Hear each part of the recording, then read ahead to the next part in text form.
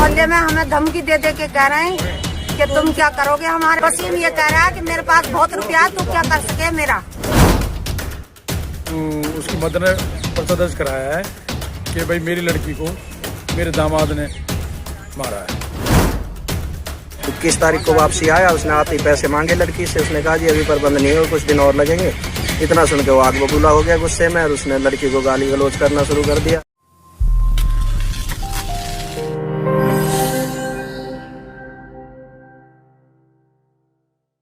हरियाणा के सोहना की एक बेटी फिर दहेज लोभियों की भेंट चढ़ने का मामला प्रकाश में आया है, जहां पर कस्बे की पीर कॉलोनी वार्ड नंबर 13 की रहने वाली एक बेटी की शादी मुस्लिम रीति रिवाज के अनुसार फरीदाबाद के बड़खल की जमाई कॉलोनी में की गई थी। लेकिन शादी में दिए गए दहेज से ससुराल पक्ष के लोग खुश नहीं थे। वह शादी से ही विवाहिता को दहेज के लिए प्रताड़ित करते थे। लेकिन लड़की के परिजनों की हालत कमजोर होने के कारण विवाहिता ससुराल पक्ष द्वारा उस पर किए जाने वाले जुल्म को सहन करती रही। हद तो उस समय हो गई जब पीड़िता से 50,000 रुपए की मांग करते हुए उसका शौहर उसे 19 जनवरी को फरीदाबाद से सोहना उसके घर छोड़ गया और यह कह गया कि मैं 2 दिन बाद 21 जनवरी को आऊंगा, तब तक रुपयों का इंतजाम कर लेना। विवाहिता का पति दिए गए समय के अनुसार उसके घर पहुंचा और वहां पर रुपए मांगे। लेकिन जब पीड़िता ने उससे यह कहा कि अभी रुपयों का इंतजाम नहीं हो पाया तो विवाहिता का पति गुस्से में आ गया, आग बबूला हो गया। उसके साथ मारपीट शुरू कर दी। वह लड़की की गर्दन पकड़कर दीवार में मार दी और गाली गलौज करता हुआ मौके से फरार हो गए, जिसके बाद पीड़िता को उपचार के लिए अस्पताल में दाखिल कराया गया। लेकिन विवाहिता के पति द्वारा मारी गई चोटों के कारण विवाहिता की मौत हो गई। साकिर लड़की को लेके यहाँ आया, फिर उसके बाद में यहाँ पे छोड़ के गया। 21 तारीख को मारपीट करके गया। फिर शाम को उसकी माँ बाप सब आए यहाँ। एक वसीम आया, एक सलामू आया, एक आयशा आई, भूरा और एक वसीम। ये सारे लोग परेशान करते थे मेरी बेटी को। पुलिस में कार्रवाई कर दी। अब तो वो हमें मोहल्ले में हमें धमकी दे दे के कह रहे हैं कि तुम क्या करोगे हमारे। वसीम ये कह रहा है कि मेरे पास बहुत रुपया है, तू क्या कर सके मेरा कोई कुछ नहीं कर सकता। फरीदाबाद जमाई कॉलोनी में तो शादी के बाद से ही जो है घर वालों का उनका व्यवहार ठीक नहीं था, कुछ प्रताड़ित करते दहेज वहेज के लिए।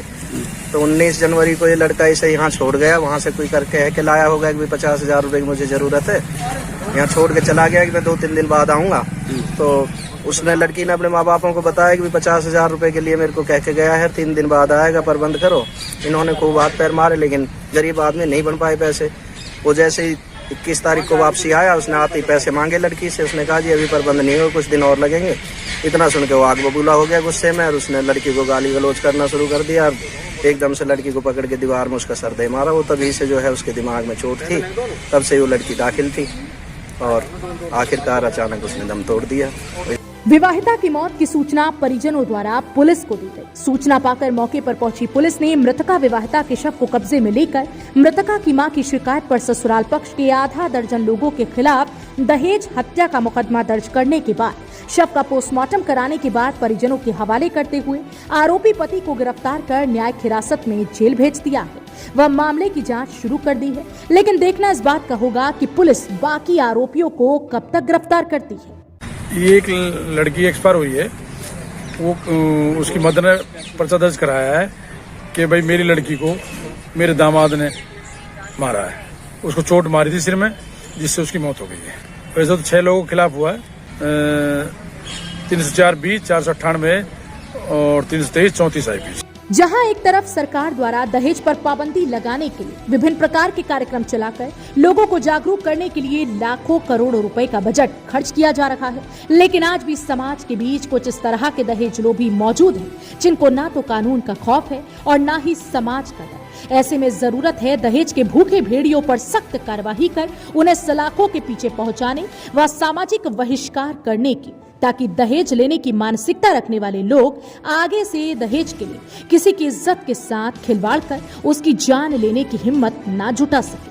हरियाणा वरदान के लिए सोहना से संवाददाता विशाल राघव की रिपोर्ट। देश व प्रदेश की खबरों को सबसे पहले देखने के लिए हरियाणा वरदान चैनल को सब्सक्राइब करें, लाइक करें व शेयर करें।